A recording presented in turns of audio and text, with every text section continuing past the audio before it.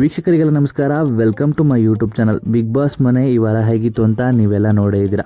Big boss ಮನೆನ BB palace ಆಗಿ ಬದಲಾಯಿಸಿದ್ರು. ಇನ್ನು ಬಿಗ್ ಬಾಸ್ ಸೀಸನ್ 11ರ ಸ್ಪರ್ಧಿಗಳು ಕಾಲಿಟ್ಟಿದ್ರು. ಇನ್ನು ಬಿಗ್ ಬಾಸ್ ಸೀಸನ್ 11ರ 5 ಸ್ಪರ್ಧಿಗಳು ಕೂಡ ಮುಗ್ರ ಮಂಜೋರ ಮದುವೆ ಬ್ಯಾಚುಲರ್ ಪಾರ್ಟಿಗಾಗಿ ಬಿಗ್ ಬಾಸ್ ಮನೆಗೆ ಬಿಗ್ ಬಾಸ್ ಪ್ಯಾಲೇಸ್ಗೆ ಎಂಟ್ರಿಯನ್ನು ಕೊಟ್ಟಿದ್ರು. ಇನ್ನು 5 ಸ್ಪರ್ಧಿಗಳು ಎಂಟ್ರಿ ಕೊಟ್ಟರು ಕೂಡ ಮೋಜು ಮಸ್ತಿ ಜೊತೆಗೆ ತುಂಬ ಜಗಳಗಳು ಕೂಡ ಆಗಿದೆ. ಇನ್ನು ಈ ವಾರದ ಎಲ್ಲ ಟಾಸ್ಕ್ಗಳು ಮುಕ್ತಾಯವಾಗಿದೆ ಅಂತಲೇ ಹೇಳ್ಬೋದು. ಅದರಲ್ಲೂ ಕ್ಯಾಪ್ಟನ್ಸಿ ಟಾಸ್ಕಲ್ಲಿ ಗೆದ್ದು ಮುಂದಿನ ವಾರಕ್ಕೆ ಧನುಷ್ ಅವರು ಕ್ಯಾಪ್ಟನ್ ಆಗಿ ಆಯ್ಕೆಯಾಗಿದ್ದಾರೆ. ಇನ್ನು ಈ ವಾರದ ಕೊನೆಯ ಸೆಗ್ಮೆಂಟ್ ಅಂದರೆ ಉತ್ತಮ ಹಾಗೂ ಕಳಪೆ ಅಂತಲೇ ಹೇಳ್ಬೋದು. ವಾರದ ಎಲ್ಲ ಟಾಸ್ಕ್ಗಳು ಮತ್ತು ಮನೆಯಲ್ಲಿ ಇದ್ದಂಥ ರೀತಿಯನ್ನು ಪರಿಗಣಿಸಿ ಉತ್ತಮ ಹಾಗೂ ಕಳಪೆಯನ್ನು ನೀಡಲಾಗುತ್ತೆ.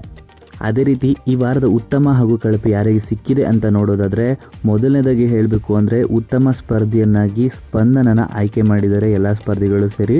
ಇನ್ನು ಕಳಪೆಯನ್ನು ಗಿಲ್ಲಿಗೆ ಕೊಟ್ಟಿದ್ದಾರೆ ಅನ್ನೋ ಮಾಹಿತಿ ಇದೆ.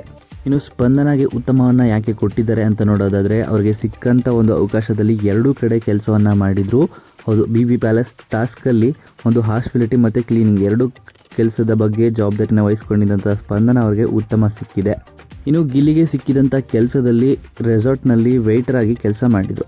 ಆದರೆ ಎಲ್ಲೂ ಕೂಡ ತಾವು ಕಾಣಿಸ್ಕೊಂಡಿಲ್ಲ, ಹಾಗೆಯೇ ಎಲ್ಲರ ಜೊತೆ ಜಗಳ ಮಾಡಿಕೊಂಡೇ ಬಂದ್ರಿ, ನಿಮ್ಮಿಂದ ಪಾಯಿಂಟ್ಸ್ನ ಕಳ್ಕೊಂಡ್ವಿ ಅಂತ ಹೇಳಿ ಎಲ್ಲರೂ ಕೂಡ ಇಲ್ಲಿ ಗಿಲ್ಲಿಗೆ ಕಳಪೆಯನ್ನು ಕೊಟ್ಟಿದ್ದಾರೆ.